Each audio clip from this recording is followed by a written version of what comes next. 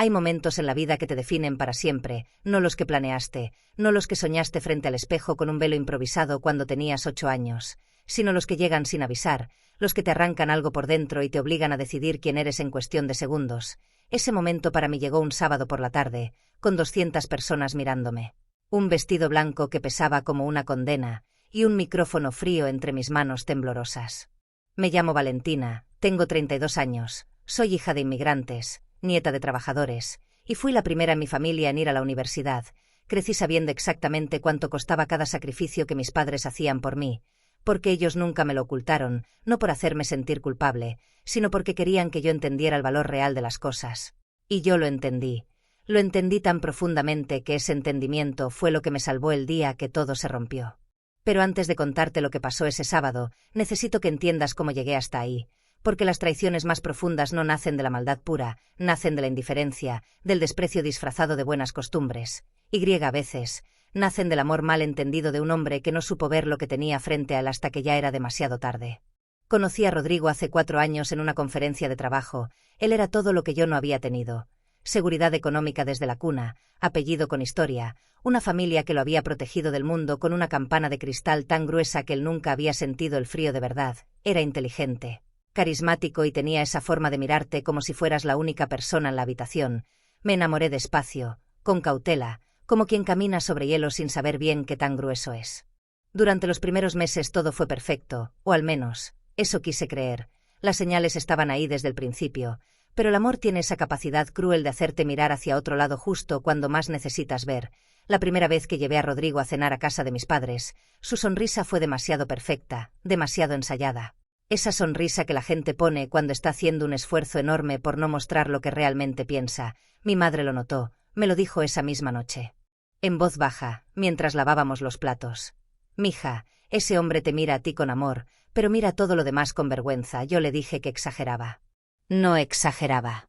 La familia de Rodrigo era otro mundo. Su madre, Estela, era una mujer de esas que usan la elegancia como arma, delgada, impecable, con ese tono de voz que nunca sube pero siempre corta. Desde la primera vez que me recibió en su casa, supe que yo era un problema a resolver, no una persona a conocer. Me evaluó de arriba abajo en menos de 3 segundos.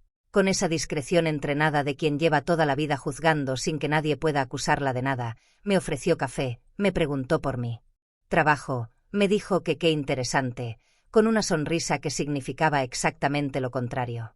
Su padre era más fácil de leer porque simplemente no me miraba. Hablaba con Rodrigo sobre negocios, sobre inversiones, sobre el apellido familiar, como si yo no estuviera sentada a 3 metros de distancia, y Rodrigo lo dejaba hacer. Eso era lo que más dolía, no la crueldad ajena, sino la complicidad silenciosa de la persona que decía amarme. Cuando Rodrigo me pidió matrimonio, lloré de felicidad. Era real, eso no lo puedo negar. Lo amaba, quería construir algo con él, pero incluso en ese momento, incluso con el anillo en el dedo y el corazón desbocado, había una parte de mí que sabía que me estaba metiendo en algo mucho más complicado que una historia de amor. La planeación de la boda fue una guerra de baja intensidad. Estela tenía opinión sobre todo. El salón, el menú, las flores, el orden de los asientos. Yo intenté ceder en las cosas pequeñas para ganar las importantes, pero con Estela no había cosas pequeñas. Todo era territorio, todo era poder, y Rodrigo, en lugar de ponerle límites a su madre, me pedía a mí que fuera más flexible. Es su única boda de hijo, me decía, como si la mía no fuera también mi única boda. El punto de quiebre real llegó 3 semanas antes de la ceremonia, cuando Estela me llamó para informarme, no preguntarme, que había decidido cambiar la disposición de las mesas para que la familia Montoya, los primos de su marido que venían desde el norte, quedaran en las primeras filas junto al altar, las primeras filas que yo había reservado para mis padres. Para mi abuela de 81 años que había viajado en autobús durante 12 horas para estar ahí, para mis tíos que habían ahorrado meses para comprarse ropa nueva para ese día. Le dije que no, con calma, pero con claridad. Le dije que esos lugares eran para mi familia y que no estaban disponibles. Hubo un silencio largo al otro lado del teléfono, de esos silencios que no son vacíos sino que están llenos de algo peligroso, y luego me dijo, con esa voz siempre perfectamente modulada: Valentina, entiendo que tus padres tienen sus costumbres, pero este es un evento que lleva el nombre de nuestra familia. Hay ciertas consideraciones protocolares que deben respetarse. Nuestras costumbres, como si amar a tus padres fuera una costumbre regional, como si el sacrificio fuera folclore. Le conté a Rodrigo esa misma noche. Lo que necesitaba era que él me dijera que estaba de mi lado, que era nuestro matrimonio y nuestras decisiones. En cambio, me dijo que su madre tenía razón en que había consideraciones familiares importantes, que los Montoya eran muy influyentes, que no era para tanto, que mis padres eran personas comprensivas y que seguramente entenderían. Y luego me preguntó si podíamos hablar de eso otro día porque estaba cansado. Esa noche no dormí, me quedé mirando el techo durante horas, sintiendo como algo dentro de mí se iba enfriando poco a poco, como una habitación a la que le apagan la calefacción en pleno invierno. Decidí no pelear más, no porque me hubiera rendido, sino porque había tomado una decisión distinta, una decisión que todavía no sabía completamente cómo iba a ejecutar, pero que sentía en el centro del pecho como una certeza inamovible.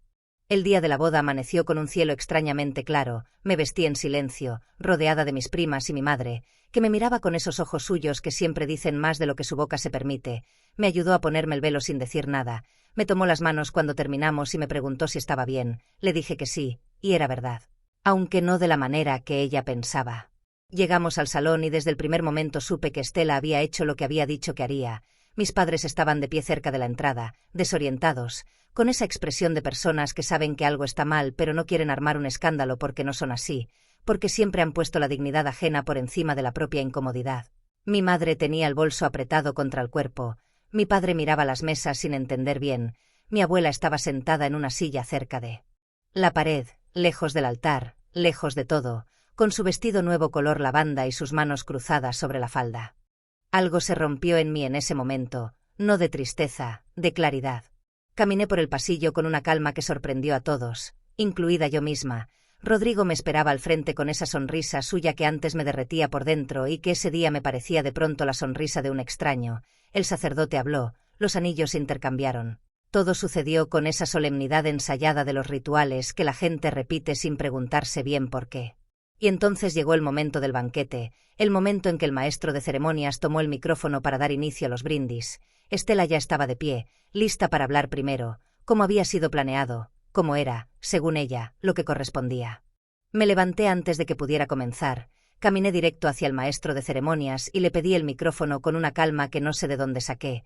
Él dudó un segundo, se lo pedí otra vez, me lo dio. El salón se quedó en silencio, 200 personas me miraban, Rodrigo me miraba, Estela me miraba con esa expresión suya de quien está calculando daños en tiempo real. Respiré, y empecé a hablar. Dije que quería aprovechar ese momento para presentar a las personas más importantes de mi vida, no las más influyentes, no las de apellido más conocido, las más importantes. Giré hacia donde estaban mis padres, todavía de pie cerca de la pared, y les pedí que se acercaran. Mi madre no entendió al principio, le hice una señal con la mano. Ella tomó a mi padre del brazo y caminaron hacia el centro del salón con esa humildad que siempre me había partido el corazón y que ese día me llenó de un orgullo tan intenso que tuve que respirar fuerte para no llorar. Les dije, con el micrófono en la mano y la voz firme, que esos dos eran las personas que habían trabajado toda su vida para que yo pudiera estar parada ahí, que mi padre había tenido 2 trabajos durante años para pagar mi universidad, que mi madre había cosido ropa ajena en las noches para que no me faltara nada, que los dos habían cruzado fronteras. Habían tragado humillaciones, habían sonreído cuando querían llorar, todo para construirme un futuro que ellos mismos nunca habían tenido. Dije que en esa boda, en esa sala, no había apellido más importante que el suyo, que no había familia más digna de ocupar los primeros lugares que la que lo había dado todo sin pedirte nada a cambio. Y luego, con toda la calma del mundo, miré a Rodrigo y le dije que lo amaba, pero que el amor sin respeto no era suficiente, que yo había intentado hablar con él sobre esto, no una vez sino muchas, y que su silencio había sido su respuesta, que no podía construir una vida con alguien que me pedía que cambiara lo que era para caber en el molde de lo que ellos necesitaban que yo fuera. Le devolví el micrófono al maestro de ceremonias, fui hasta donde estaban mis padres, les tomé las manos a los dos, y nos fuimos los 3 juntos, con mi abuela del brazo, a través del salón en silencio, hacia la puerta, hacia afuera, hacia el aire frío de la noche que de pronto olía a libertad. Nadie dijo nada mientras caminábamos, no porque todos estuvieran de acuerdo, sino porque hay momentos en los que la verdad es tan desnuda y tan directa que deja a la gente sin palabras. Rodrigo me llamó esa noche, muchas veces, le contesté una sola vez, lo suficiente para decirle que necesitábamos tiempo y espacio para procesar lo que había pasado. No era furia lo que sentía, era algo más parecido al duelo, porque lo amaba, eso era real, pero hay amores que no son suficientes, hay amores que te piden que te encojeas para caber en ellos. Y yo había pasado demasiados años encogiéndome para caber en espacios que no estaban hechos para mí. Los meses que siguieron fueron los más difíciles y los más honestos de mi vida. Hubo terapia, hubo conversaciones largas con mis padres en las que por primera vez hablamos de cosas que habíamos guardado demasiado tiempo. Hubo noches solas frente al silencio de un apartamento vacío preguntándome si había hecho lo correcto. Y siempre llegaba a la misma respuesta. No sé si fui valiente o simplemente estaba en el límite exacto de lo que podía aguantar. No sé si hice lo correcto de la manera correcta, pero sé que esa noche, con ese micrófono en la mano y mis padres al fondo del salón, no pude seguir siendo la versión de mí misma que se queda callada para no incomodar a nadie.